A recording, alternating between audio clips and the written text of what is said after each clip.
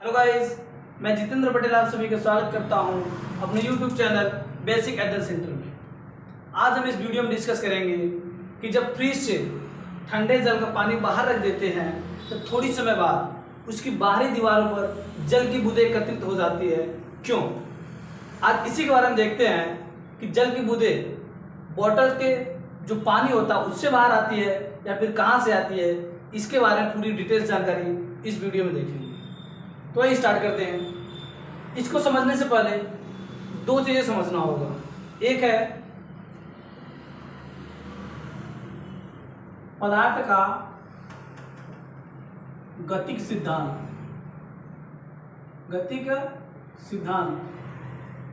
और दूसरा है संघनन। इसको बोलेंगे काइनेटिक थ्योरी ऑफ मैटर और इसको बोलेंगे कंडेंसेशन। ये हमारा काइनेटिक थ्योरी ऑफ मैटर।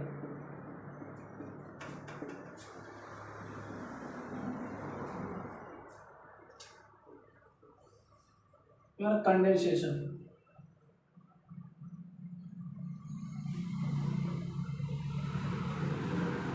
तो पहले देखते हैं पदार्थ का गतिक सिद्धांत क्या होता है, काइनेटिक थ्योरी ऑफ मैटर क्या होती है।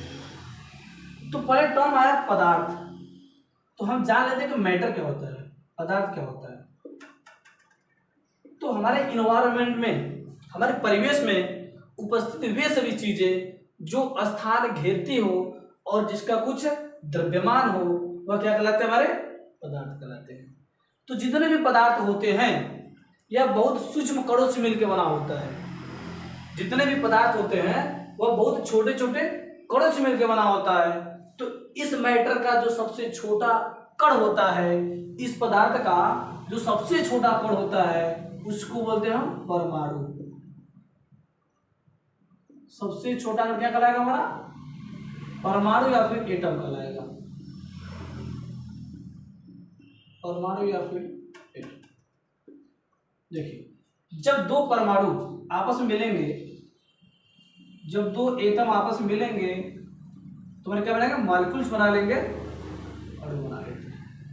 तो हमारे आसपास, हमारे परिवेश में जितने भी पदार्थ उपस्थित हैं वह किससे बने होते हैं? इन्हीं अणु से मिलकर बने होते हैं या फिर इसी परमाणु से मिलकर बने होते हैं। ठीक है। तो जितने भी पदार्थ की अवस्थाएं होती है, ठोस हो गया, द्रव हो गया, गैस हो गया, सामान्यतः जो पदार्थ की 5 अवस्थाएं होती हैं, एक ठोस, दूसरा द्रव, तीसरा गैस, चौथा प्लाज्मा होता है और पांचवा बोस आइंस्टीन होता है। तो जब ठोस, द्रव और गैस की बात करें तो काइनेटिक थ्योरी क्या कहता है कि किसी भी पदार्थ में जो कण उपस्थित होते हैं वह क्या करते हैं? निरंतर गतिशील होते हैं। पदार्थ का गतिक सिद्धांत कहता है कि किसी भी पदार्थ में जो कण उपस्थित होते हैं वह क्या होते हैं? निरंतर गतिशील होते हैं। तो उसी गतिशीलता के कारण उनके अंदर उपस्थित होता है काइनेटिक एनर्जी। अब काइनेटिक एनर्जी क्या है इसको समझिए। गतिज ऊर्जा। यदि कोई वस्तु गतिशील है, जैसे यदि कोई व्यक्ति दौड़ रहा है तो उसके अंदर क्या होता है? उस गति के कारण एक एनर्जी स्टोर होती है, एक एनर्जी संग्रहित होती है। उसी ऊर्जा को बोलते हैं हम गतिज ऊर्जा। ठीक है। तो पदार्थ का गतिक सिद्धांत कहता है कि किसी भी पदार्थ के जो कण होते हैं वह क्या होते हैं? निरंतर गतिशील होते हैं। और दूसरा, इन पदार्थ के कणों के बीच, जैसे यदि हम सॉलिड पार्टिकल, मतलब सॉलिड पार्टिकल है, यदि हम इनके कणों की बात करें तो इनके कण कुछ ऐसे अरेंज होते हैं। तो पदार्थ के कणों के बीच में क्या होता है? एक रिक्त स्थान होता है। इसी रिक्त स्थान को बोलते हैं अंतरावकाश। अंतरावकाश बोलते हैं। इंटर पार्टिकल स्पेस या फिर इंटर मॉलिक्यूलर स्पेस। और किसी भी पदार्थ के जो कण होते हैं वह एक दूसरे को अट्रैक्ट करते हैं, आकर्षित करते हैं। अर्थात किसी भी पदार्थ के दो कणों के बीच में एक बल कार्य करता है जिसको इंटर पार्टिकल फोर्स या फिर इंटर मॉलिक्यूलर फोर्स या अंतरा अणु बल। अंतरा अणु का तो इन पार्टिकल के बीच में एक बल कार्य करता है, एक आकर्षण बल कार्य करता है, जिसको बोलते हैं अंतराअणुक बल। यहाँ पे दिख नहीं रहा, यहाँ पे लिख लेते हैं, क्या बोलते हैं? अंतराणुक बल। ठीक है। अब जब तापमान बढ़ाएंगे ना, तो इन कणों के बीच की जो दूरी है वह क्या हो जाएगी? बढ़ जाएगी। अर्थात जब इनके बीच की दूरी बढ़ेगी तो इनके बीच जो लगने वाला इंटरमॉलिक्यूलर फोर्स अंतराअणुक बल है वह क्या हो जाएगा? कम हो जाएगा। इसको ऐसे समझते हैं, जैसे घर में कोई छोटा बच्चा है, जब तक उसके पास पैसा नहीं है वो शांत बैठा है, यदि उसको किसी के द्वारा पैसा मिल गया, कहीं से पैसा प्राप्त कर लिया, तो वह कहाँ जाएगा? सीधे दुकान पे जाएगा, मतलब स्थिर नहीं रहेगा। सेम वही कंडीशन यहाँ पे होती है।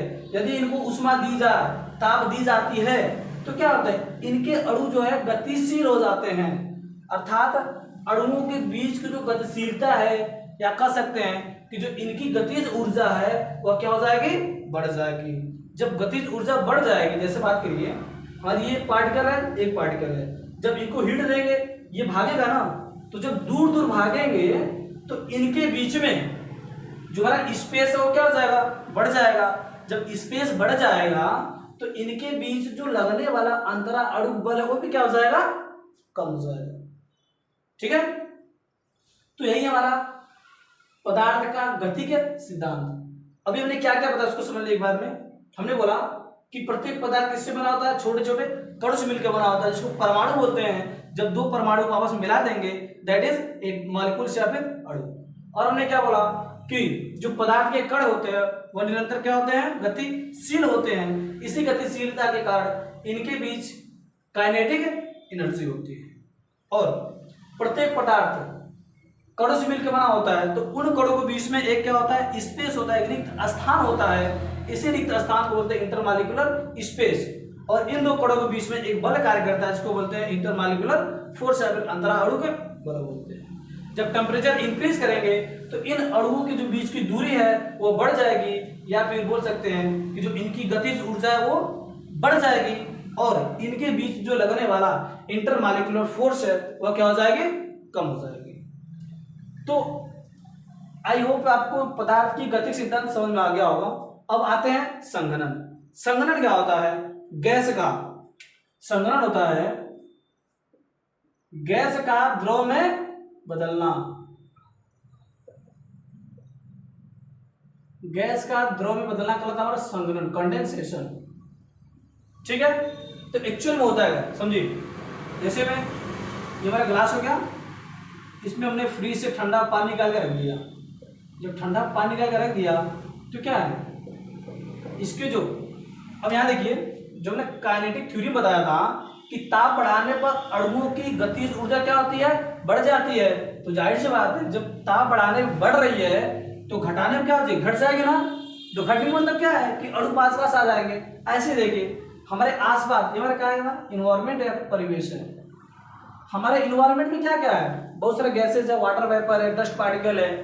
तो आपको जान के एक बात ताज्जुब होगी, जो वाटर ड्रॉप होता है ना, जल की एक बूंद होती है, जल की जो बूंद होती है, इस जल की बूंद को बनाने में 10 की पावर 21 इतने पार्टिकल मिले होंगे जल के, तब जल की एक बूंद बनी होगी। तो इसी से हम अनुमान लगा सकते हैं कि हमारे इन्वायरमेंट में, हमारे परिवेश में क्या है?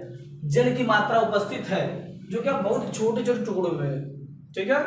तो होता क्या समझिए, जैसे मैं इसमें ठंडा पानी रख दिया, तो यहाँ का जो तापमान है, यहाँ का तापमान क्या है? कम है।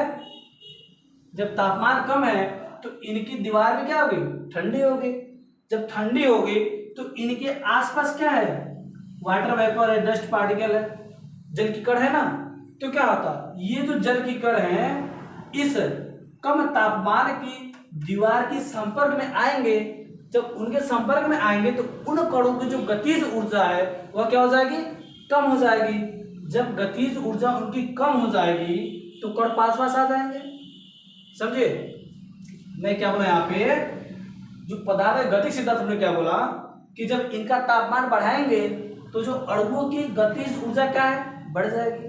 जब अणुओं की गतिज ऊर्जा बढ़ेगी तो इनके बीच में जो अंतरा अवकाश है वो क्या हो जाएगा, बढ़ जाएगा। जब अंतरा अवकाश बढ़ जाएगा तो इन कणों के बीच में जो लगने वाला अंतरा अणु बल है वो भी क्या हो जाएगी, कम हो जाएगी। अब यहां समझते हैं, हमारा क्या है, ये ग्लास की बाउंड्री होगी, ये इसके बाहर क्या हमारा परिवेश होगा, एनवायरमेंट होगा।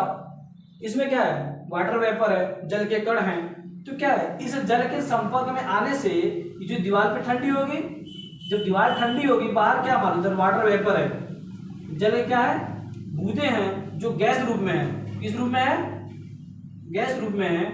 तो जब ये गैस इसके कांटेक्ट में आएगा तो क्या होगा, जो इनकी गतिज ऊर्जा है वो क्या हो जाएगी, ड्रॉप हो जाएगी, गतिज ऊर्जा कम हो जाएगी। जब गतिज ऊर्जा कम हो जाएगी तो क्या होगा, यह इनकी दीवार पर आकर क्या हो जाएंगे, गिर जाएंगे। इसको ऐसे समझ लीजिए, जब घर में छोटे बच्चों को पैसा मिलता है वो दौड़ के दुकान जाता है, लेकिन यहाँ पे क्या है, जब पैसे नहीं है तो कहाँ जा पाएगा, वो नहीं जा पाएगा ना। तो सेम यही है, जब इसके पास एनर्जी बची ही नहीं है, अणु गतिज ऊर्जा है ही नहीं, तो करते क्या ये, वही जल की बूंद के रूप में इनकी दीवारों से क्या होते हैं, चिपक जाते हैं। ठीक है। हाँ तो दोस्तों, आपको स्पष्ट हो गया होगा कि ग्लास की दीवार पर जो पानी की बूंदें एकत्रित होती है, एक्चुअल में वह ग्लास के अंदर से नहीं आ रही है, वह आ कहां से रही है, बाहर जो इसके चारों ओर जो परिवेश है, इसमें जो जल के कण गैस के रूप में है, एक्चुअल में वही जो गैस, जो जल के कण हैं, वही क्या होते हैं, इनकी दीवारों पे चिपक जाते हैं। क्लियर है। आई होप आपके कंसेप्ट क्लियर हो गया होगा कि जब किसी ग्लास में ठंडा जल रखते हैं तो थोड़ी समय पश्चात उसकी दीवारों पर जल की बूंदें एकत्रित हो जाती है। आई होप आपको मेरी वीडियो पसंद आई होगी। यदि मेरी वीडियो पसंद आई है तो वीडियो को लाइक करें, शेयर करें। यदि आप चैनल पर नए हैं तो चैनल को सब्सक्राइब करें। धन्यवाद।